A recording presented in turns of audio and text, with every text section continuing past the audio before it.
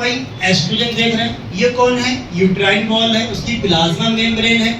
इसके रिसेप्टर जो होते हैं कौन सा हार्मोन, जो स्टेरॉइड डेरिवेटिव है। तो इनके हार्मोन जो रिसेप्टर है वो कहाँ मिलेंगे, न्यूक्लियस में मिलेंगे, न्यूक्लियस में मिलेंगे रिसेप्टर। और ये कौन लविंग है, लायोफिलिक नेचर के हैं, मतलब लिपिड में सॉल्युबल हैं, लिपिड में डिसॉल्व होके जा सकते हैं।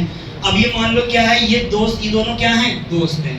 एक दोस्त कहाँ बैठा है, न्यूक्लियस के अंदर, एक दोस्त कहाँ है, प्लाज्मा मेम्ब्रेन के बाहर है, मतलब ब्लड से आया और वो दोस्ती करना चाहता है ना, दोस्ती करना चाहता है। तो क्या होगा, अब यहाँ पर गाने गाए जाएंगे, क्या गाए जाएंगे, गाने। अब इसको मिलना है किससे, अपने साजन से।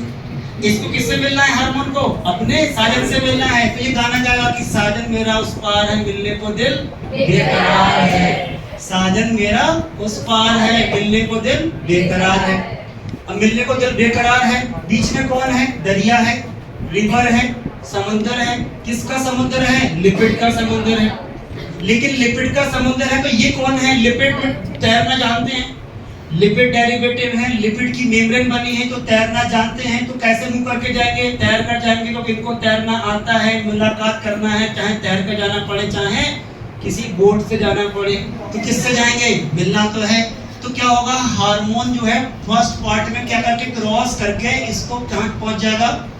तो यहाँ पर क्या लिखेंगे, फर्स्ट पॉइंट में लिखेंगे कि क्रॉस, हार्मोन जो है वो क्रॉस कर गया किसको, किसको कर गया क्रॉस, प्लाज्मा मेम्ब्रेन को। जी क्या हुआ, फर्स्ट मैसेंजर मतलब प्राइमरी मैसेंजर जो मैसेज देगा, किसको देने जा रहा है भाई, टारगेट टिश्यू देने जा रहा है, बाद में टारगेट टिश्यू को मैसेज देने जा रहा है, किसी समझ में आया तो बाद में मालूम कर ले।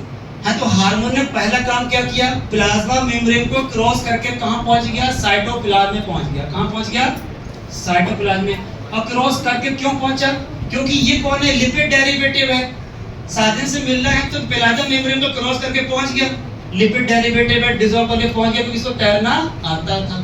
लेकिन अभी भी कहां पर है रिसेप्टर, न्यूक्लियस में। अभी एक दरिया और क्रॉस करना पड़ेगा, क्या नाम है, प्लाज्मा मेम्ब्रेन। तो ये क्या करेगा, न्यूक्लियर मेम्ब्रेन। हाँ, तो न्यूक्लियर मेम्ब्रेन करेगा। तो ये सेकंड काम यहाँ पर जाएगा, और जाने के बाद सेकंड काम क्या करेगा, क्रॉस कर रहा है, किसको क्रॉस करेगा, न्यूक्लियर मेम्ब्रेन को। न्यूक्लियर मेम्ब्रेन क्रॉस करके कहां पहुंच गया, कहां पहुंच, ये न्यूक्लियर मेम्ब्रेन क्रॉस करके जाएगा और किससे बाइंड अप हो जाएगा, अपने साजन से। साजन के क्या लग जाएगा, गले लग जाएगा। रफ्ता रफ्ता तुम मेरे हस्ती का सामा हो गए, है ना, पहले जा फिर जाने जा, फिर जाने जाना हो गए, हो गए। तो आते आते देर लगी, आखिर पहुंचे। तो कहां पहुंचे, अपने साजन के पास जाकर क्या कर लिया, गले मिल गए। क्या बन गया, hormone receptor complex. Hormone receptor complex बना। तो थर्ड क्या बोलेंगे, फॉर्म हार्मोन रिसेप्टर कॉम्प्लेक्स। तो क्वेश्चन बताओ भाई, हार्मोन रिसेप्टर कॉम्प्लेक्स बना कहां, न्यूक्लियस के अंदर। कहां बना, न्यूक्लियस। पहला क्या हुआ, क्रॉस करके गया।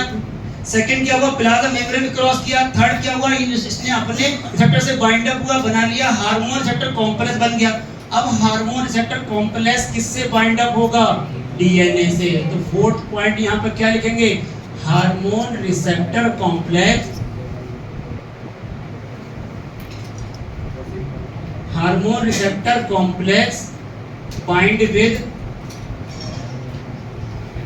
हार्मोन रिसेप्टर कॉम्प्लेक्स किससे बाइंड होगा, डीएनए से या जीन से, या बोलेंगे किससे, क्रोमोसोम से। डीएनए से बाइंड हुआ, डीएनए का छोटा सा सेगमेंट क्या बोलते हैं इसे, जीन बोलेंगे।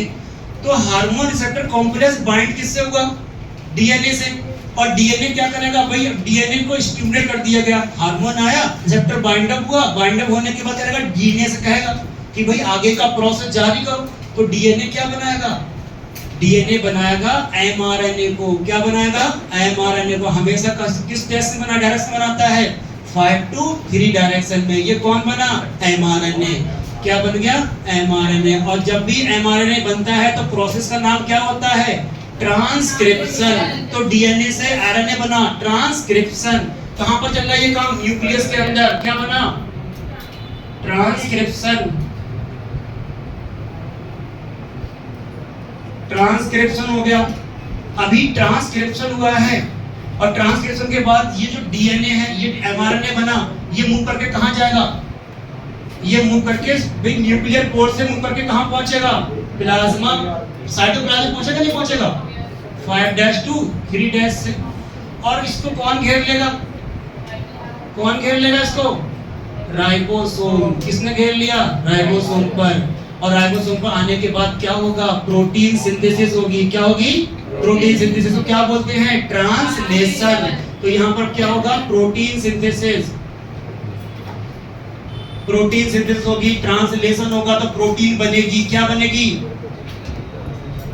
प्रोटीन बनेगी। और प्रोटीन का कौन सा structure? Primary, secondary, tertiary, quaternary. कौन सा काम करेगा? टर्सरी वाला। जब टर्सरी स्ट्रक्चर होगा 3 डिग्री स्ट्रक्चर, तो बना देगा एंजाइम। क्या बना देगा? एंजाइम। और एंजाइम क्या करते हैं? सबस्ट्रेट को प्रोडक्ट में तब्दील कर देते हैं, चेंज कर देंगे। तो ये क्या करेंगे?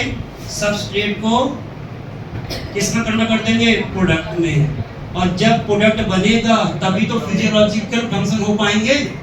क्या हो पाएंगे? Physiological function. तो इतना समझ में आ गई बात किस प्रकार से रेगुलेट कर रहा है। तो ये जीन रेगुलेशन मतलब ये क्या हो रहा है? जब डायरेक्टली यहाँ क्या लिखा? देखो, regulate gene expression mostly. Gene expression मतलब क्या है? कि डीएनए ने अपना जीन को एक्सप्रेस किया, एमआरएनए बनाया, उसने प्रोटीन बनाई, प्रोटीन से एंजाइम बना, एंजाइम से क्या बना? सबस्ट्रेट से प्रोडक्ट बना। जब प्रोडक्ट में कन्वर्ट होगा तो क्या होगा? फिजियोलॉजिकल एक्टिविटी शो हो जाएगी, मेटाबॉलिज्म क्या हो जाएगी? शो हो जाएगी। तो यूट्राइन की वॉल क्या होने लगेगी? ग्लैंडुलर। क्या होने लगेगी? ग्लैंडुलर।